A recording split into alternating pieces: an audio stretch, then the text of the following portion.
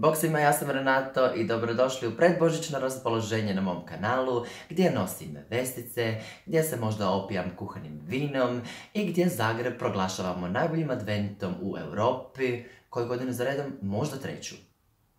Između ostalog puno i radimo, tako da će vjerojatno ovo biti jedini video koji ću snimiti u 12. mjesecu, jer volim snimati po danjem svjetlu, a danje svjetlo provodim na svojim poslovima koje radim i onda eto, nedjeljom valjda mogu snimiti nešto, ali onda se ne osjećam baš nekako kao osjećaj nedjeljom.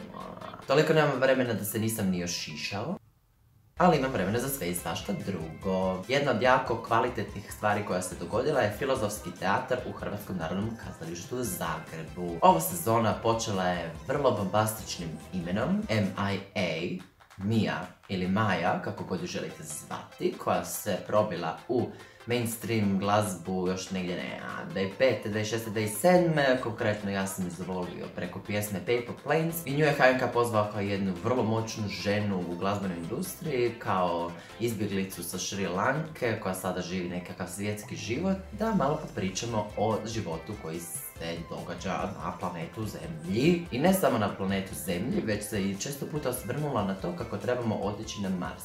Ne da trebamo otići na Mars, nego da upravo želimo otići na Mars, jer samo želimo destrakti ovu planetu i samo se odseliti dalje. Imao sam priliku postaviti joj pitanje, što je velika čast, doslovno ljudi, bio sam u kontaktu s Majom.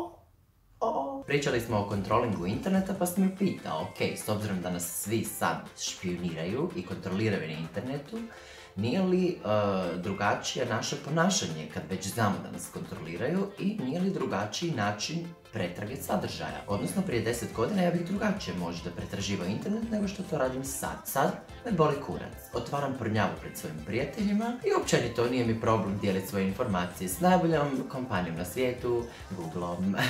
Što se još događa u našim malenim, skromnim i mizernim životima?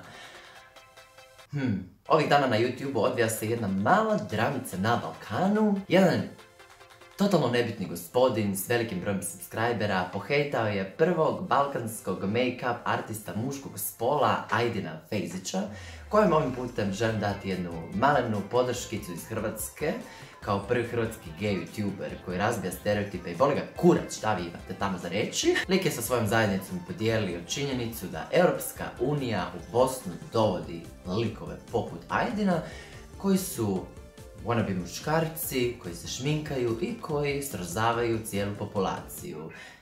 Mjau. Čekaj, Mica oće van iz sobe.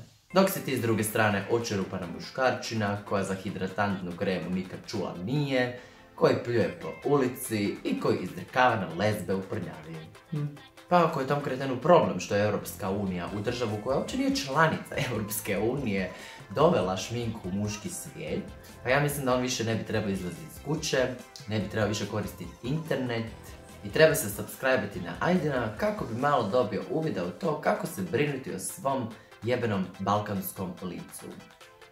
Evo za kraj ovog neenergetičnog videa koji možda niste ni pogledali do kraja pa ovu poruku uopće ne slušate. Ja ću se sad ići malo opustiti u svojih 8 slobodnih sati koji su mi preostali ovoga dana. Vidimo se u sljedećem videu koji će možda biti iduće godine, ali probat ću vas iznenaditi jednom tjednu i dalje. Ćao, pusa bok!